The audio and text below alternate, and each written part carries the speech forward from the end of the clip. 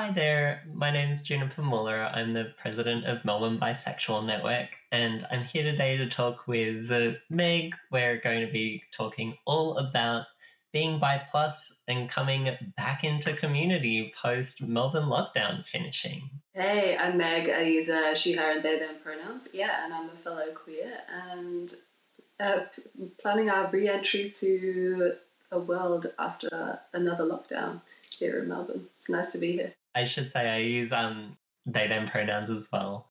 And yeah, so Melbourne's just had so far the world's longest lockdown for COVID. Just like dating this piece for the internet. I think something like over 200 days, but honestly, all of my friends and things were like, it feels like 2 years. It feels like about 2 years, pretty much. But you and I were talking about maybe sort of exploring a bit of what it might be like to have re-entry for people who are newly queer, like figured out that they were queer or multigender attracted during lockdowns. This idea that a lot of us had different ways of being in lockdown and how that's going to sort of influence our life and exiting. And I think for some of us it was the way that we weren't being viewed all the time, so it's given us different space to explore maybe our gender or think about our sexuality without that sort of constant feeling of being perceived to do it.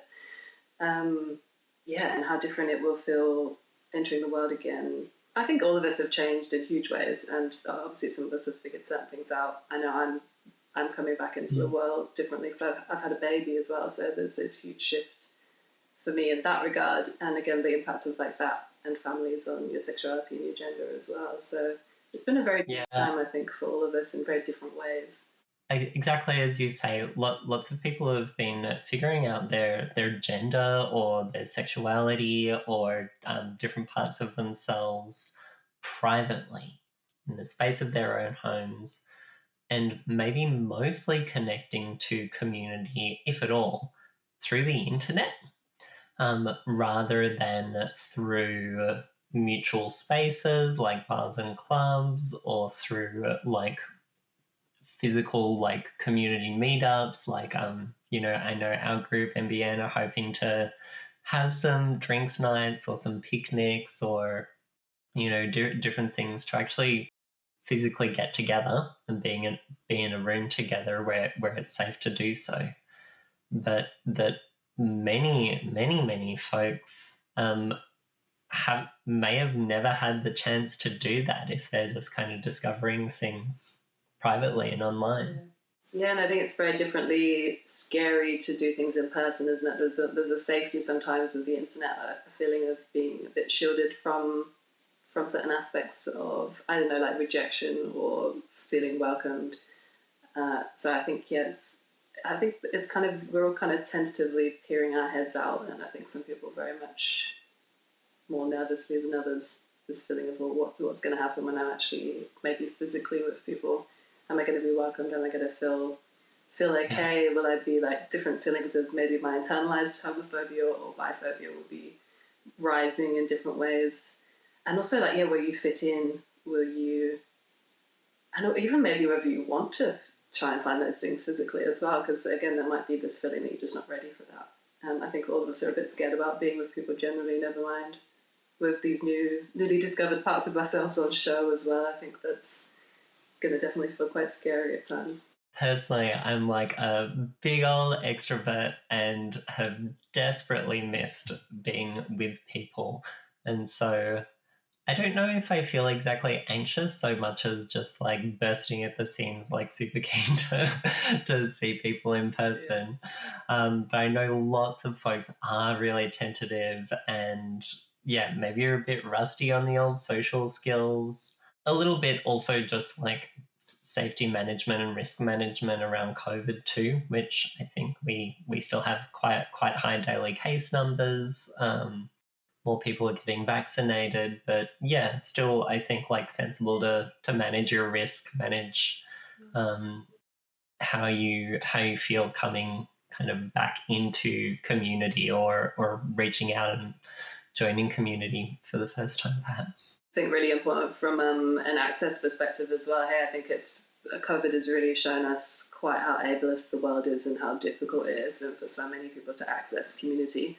And there's been this beautiful thing of there being more online community, giving people possibilities of connecting in ways that they just didn't have before, particularly people who can't physically access spaces. So that fear as well of whether some of that's going to disappear, I think is definitely in the minds of a lot of folks who have just begun to feel a bit more included and thought about. So there's so many facets to this, aren't there? And I'd say as a social introvert, I'm really, really excited to be with people again, and also share those anxieties too. I think sometimes as queers particularly, we can sometimes struggle with our mental health in ways that other people don't really talk about. And I was somewhere yesterday, and actually it was lovely. I was saying, everyone's kind of anxious these days and really struggling with these social things in a way that nobody really talked about quite as openly before. And I quite like that. I think that's it's obviously not great that we're necessarily all struggling differently, but I think it's really wonderful that we're talking about it. So I had a couple of conversations yesterday were kind of like, this is weird. Hey, what do we talk about? How do we navigate this? And there's this nice feeling of it's a bit more open, I think, because more and more people have kind of hit walls and found things really challenging through lockdown. And I'm quite here for that, like greater honesty and openness as well. So COVID, the great equalizer. That I'm a psychologist, and it's been a strange experience. Also being locked down at the same time as clients are being locked down, and also facing fears and challenges around COVID at the same time as my clients are. That it's so something that's affecting everyone, although not affecting everyone in equal ways. We each have our own circumstances, and the restrictions and the consequences have been quite differential. Often in terms of how much wealth you've got access to, or what kind of job you have to. Yeah, like you said, it's this thing that's connected all of us and also has impacted us all so differently. So again, I think coming back together and I think it's been nice actually connecting in Melbourne, because again, we've kind of been through something here that's been quite different from the rest of the world. Not to say it's been better or worse. I think it's really hard for any of us to understand what it's been like to be anywhere else.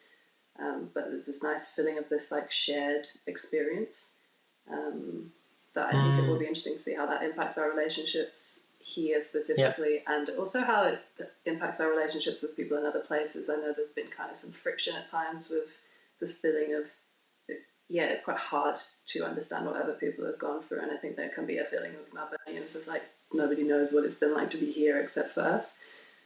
So again, how we kind of all realign ourselves and figure out where we go from here it's going to be interesting. I was actually thinking a little bit around one of the side effects of working from home, like so many people working from home or studying from home, is that all of the little, sometimes I think about it as interstitial, or the little bits of time that you have before something starts or between two things, the little bit of time that you might spend waiting for a lecture to start, which prior to COVID you might spend, you might bump into someone that you kind of know, or you might strike up a conversation with a classmate who's sitting next to you just because you're both waiting in the same space together. And that's how you can kind of build friendships, or that's how you might actually share. Oh yeah, I'm bisexual. Oh, are you part of the queer uni network? Oh no. Oh, what's that about? Oh, who are you voting for at student union? Oh, are you part of this club? So sort of thing. Or do you want to come to this great bar together? Here's, where a whole lot of my queer friends meet.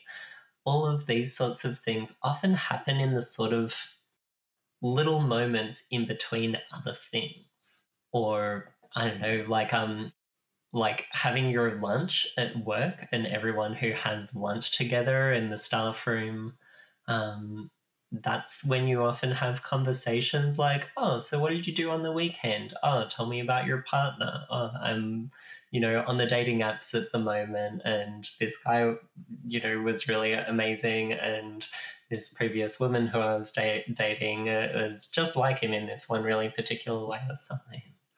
Sometimes that's how being bi comes up, or sexuality comes up.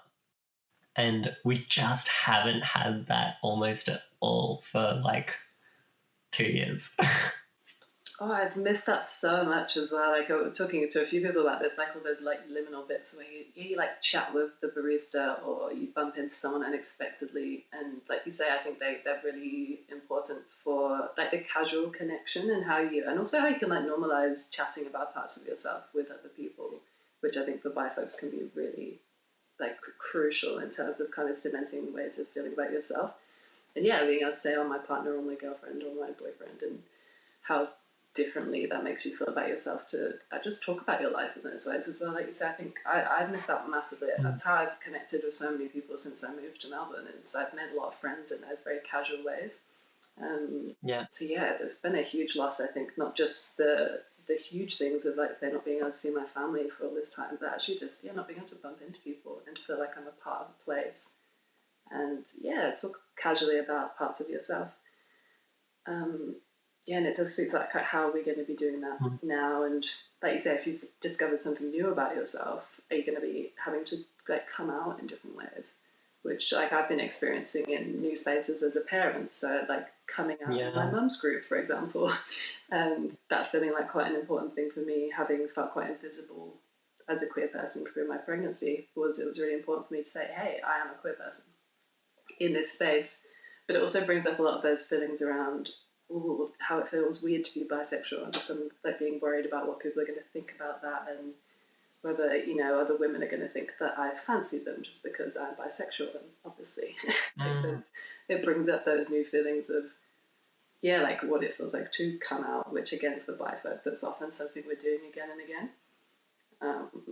So just what that's going to feel like for people maybe doing that for the first time, or who maybe just realise these parts of themselves. It's a kind of a complicated and tricky path to tread, I think. I guess it makes me reflect a little bit on the nature of coming out and sharing your gender or your sexuality in general. Like, what is the importance of it? How does it function for us? And although, like, I could, I had feelings of multi-gender attraction for many years. The earliest that I can kind of think of in myself is sort of around early puberty. I had those internal feelings, perhaps without necessarily identity language around it, but it wasn't until I was in my late 20s until I shared that. And it was in the sharing of it that kind of brought a reality of it to myself as well. And through having other people affirm it, that like they recognized me and saw me and could name it and be like, oh yes, you are this thing, that helped create a level of sort of stability or consolidation in myself. That everyone has a kind of different experience of that, but that's at least something that had a level of importance to me, of sharing my gender, sharing my sexuality with others, helped consolidate it in myself as well. Definitely, and I also feel like to a degree it helps me affirm it to myself. And I think like saying it out loud to a group of people a few weeks back had a big impact on. It kind of gave me that space to acknowledge this part of myself a bit more loudly than I had done for a period as well, and it felt quite important actually. And then there's also sometimes this feeling of like trickiness of being like, what will people think this means, particularly if the majority of my group I think are cis het, and then that feeling of what will this mean for them? Do they have a concept of what it is that I'm saying? Will it inspire conversations, or will it inspire kind of like awkwardness and not wanting to address it? And then again, like putting that back onto myself and being like, what does it mean for me at this point in time? How much of this is to do with my sexuality or my gender or what point of life that I'm at as well. And I know for me, conversations are a really important part of how I see myself and how I understand other people. So I'm interested in that, and also, it can be it's uncomfortable, but I'm not afraid of that discomfort, but often other people don't love that, so it can be a bit like, oh, cool, we don't know what to do with that, so just put it aside. And I think sometimes you tell people for them and to help them understand, and sometimes you tell people for yourselves, and that's also okay. I think you don't always have to know which one it is either till it happens, and sometimes you can figure it out and sometimes you can't, but it's a many-layered thing, isn't it? Sharing parts of my identity with the people in our lives, definitely. Look, it's still a taboo. Like, we talk about Melbourne Bisexual Network's purposes around reducing biphobia and improving things for bi+ people. And that's because biphobia still really exists. It's still really a taboo to be bisexual. The new Bachelor season has a bi woman as the main person, Brooke Blurton. I don't know if I'm pronouncing her surname correctly. First Nations woman who's also bisexual. Is the first time that's happened in the history of the show, despite many seasons of straight people on that show. I saw, despite probably like all of Australia's bisexual population watching, it had horrible ratings. It was like the most poorly rated Bachelor first episode ever by a long margin. And I guess I just wonder, is at least part of that because it was so heavily described as she's bi? Yeah, so I think the first part is I was really excited to watch it. I've never watched The Bachelor. I have a concept of what it is because I know it's really popular, but it's not something I've seen before. And I was watching it the other night and I was like, it feels really important, actually, seeing this. And that a bisexual woman is centre, and a First Nations bisexual woman is front and centre of this show. And it's all about joy and love. And yet, yes, it's cheesy, and yes, we can talk, there's plenty of problems with it, don't get me wrong, it's very binary, it feels a bit like queerness dressed up for the masses, and it is, isn't it, ultimately? But she's a bisexual woman and she's dating men and women on TV, and that to me, it's remarkable. It's problematic, it's flawed, but it's also a really big deal that it's happening. And I'm really sad if people aren't watching it because of biphobia. Hopefully it's a bit more complicated than just that. I was also thinking, surely some people would just want to watch out of curiosity because they're fascinated by the queers. I don't know, maybe they're naive, but I would think that lots of people would be fascinated because bisexuality is quite taboo still, that they'd be kind of curious and be like, oh, how is it different when they're dating a man or a woman? Which, again, frustrating that it's very binary and there's no kind of discussion of gender queerness or non-binary gender as yet, and who knows if everyone in there identifies as cis, but it hasn't really been talked about, and there's not been a huge discussion of queerness, which I'm kind of hoping maybe some of that will come out, and I also think maybe it won't, because we're wanting to make it a bit more maybe palatable for the masses. But it's also a big deal. Like, there was two women kissing on TV. That was kind of fiery and sparky, and I was like, this is amazing. I didn't see any of this stuff growing up. How different it would have been to see that stuff growing up and feel like that was something which was worthy of being put on television, and it was exciting. I feel like where bi plus representation is at in TV and movies is still like 20 years or so behind gay and lesbian, which is wild, but still 10 to 20 years behind. It is still notable when a character comes out specifically as bisexual or pansexual and actually uses the word. That's still of note. Whereas a character being gay is,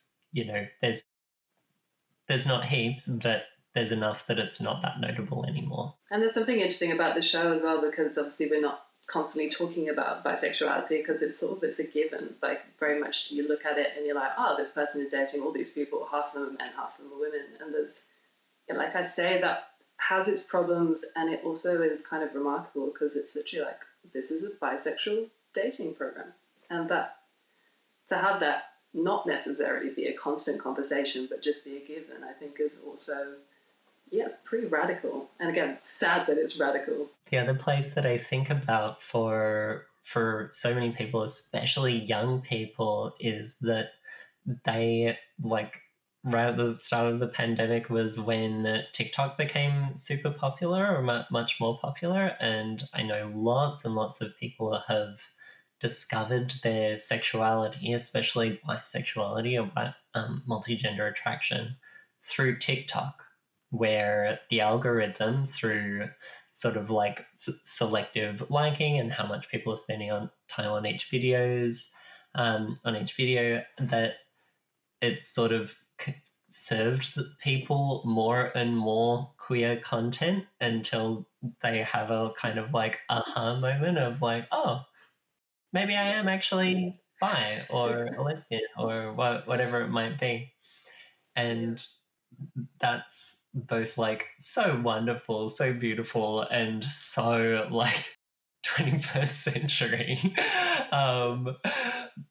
But also what I think about is people who get super popular on Bi Plus TikTok are like beautiful, often super privileged, like people who are really great at makeup, or like they're often people who are really stereotypically beautiful, and some of what that can give the impression of is like a really high standard or a really high bar to jump over for like what is understood to be queerness. And I guess I'm a little bit aware or maybe concerned that there might be a whole bunch of bi plus people who, if that's their norm, if that's all that they've seen, that might be even more intimidating for trying to like go out to a queer pub night or something like that. There's even reinstilling that idea that queerness looks a certain way, or that you need to perform it in a very particular way, which I think, again, there's value in learning to signal and show parts of yourself, and there's also a great danger of feeling like you have to put it on, because to me it should be the opposite. Like, queerness is hopefully a taking off of restraints, it's not a putting on of new ones. I definitely worry about that with like younger folks in particular, if they consume, like you say, particularly we've been consuming online content and not experiencing the world in real ways for a considerable period. It's definitely had a big impact on how we think. So I hope people will come out and realise that queerness is like the biggest, broadest, most beautiful, ugly, fabulous, gross, gorgeous, messy thing. And that there's space for you wherever you look like and however you present and whatever you want to do. There's kind of room in there for you, because that's one of the things I love about it. Is you don't have to be pretty in all the ways that like I was so socialized to be. Like I can shave my head, and in like the queer world, people will maybe still find me attractive with this new way, rather than thinking like I was only attractive when I had long hair and performed my gender in a different way. I think that's one of the greatest things about being queer. There's this room for different expression and ugliness and like reality in this way that I feel like I didn't get to exist in those ways before, and find that I could still like myself. It's one of the best things about being queer. So I hope more and more like young queer people realize that, and definitely don't feel like they need to look a certain way to be like a great bisexual person. Like no, just be yourself. Be messily yourself. Right. It's the best kind of bisexuality. I would also say for anyone, sort of thinking about joining in community in person, you also don't have to have perfect language or have like ultra specific perfect language, because I think something that I do see in online community queer spaces is sometimes a real policing of specific language stuff, because so much of it is text based, that then brings this like set of rules, set of kind of like moral obligations, and wanting to, coming maybe from a place of wanting to be safe and wanting to not hurt anyone and wanting to like protect people from being hurt, and do the right thing. But it ends up often can go in some pretty nasty directions. And that that level of strictness around language is honestly just really like not the point, and not the biggest thing when you're in person. And it instills a lot of fear, doesn't it? I think a real fear to engage and a fear of coming in and getting things wrong. And I also think it's quite rooted in like the kind of classism, isn't it? It's like, well, you don't know the right ways of talking about this, so really we just don't want to talk to you about it. And that's so not good. It's not okay. And it's because we all come from very different places, very different privileges in terms of our education. And it's like, nobody's going to get it right all the time, because right is constantly shifting.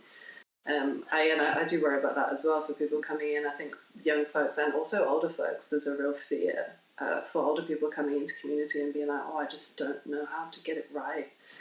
And trust me, like, nobody knows how to get it right. And even the people who are at the pinnacle of talking about it in the right ways are still worried about getting it wrong. And I think it's really talk more about that as well. Like, there's room to make mistakes, and I really want there to be room to make mistakes, because literally all of us are going to get it wrong. And even around things like pronouns, probably especially around things like that, actually, because they're very important. And also we're so programmed in specific ways to see things as certain things and not as other things. And also that doesn't make you a bad person that you look at someone and your brain tells you something about them. It's just we're learning to reprogram that and ask rather than assume. But yeah, I hate that feeling of, just feeling so afraid to engage because you don't want to get it wrong. Like, what really matters is that you want to try and come in and be respectful and thoughtful and inclusive. And also, we're all going to make mistakes around that, aren't we? Like, I know that I've misgendered people, I've been misgendered. Hopefully you say sorry, or you try and ask how to make things better, and you want to keep moving forward with that, not feel like you get stuck and just go out and never come back again because you made a mistake. Like, that's so sad. Isn't it? Like, I don't want it to be that way. And looking for those areas of commonality, I mean, rather than sort of keeping super segmented, as sometimes you can find yourself being in different parts of the internet community, of like bis over here, pans over there, gays over there, lesbians over there. Actually, so much more my experience kind of out in community and at queer events or queer conferences is that our specific identifier is not the thing that we end up bonding over. It's maybe a shared experience of homophobia, or a shared experience of a love of a particular media thing, or a shared experience of this, that, or the other. That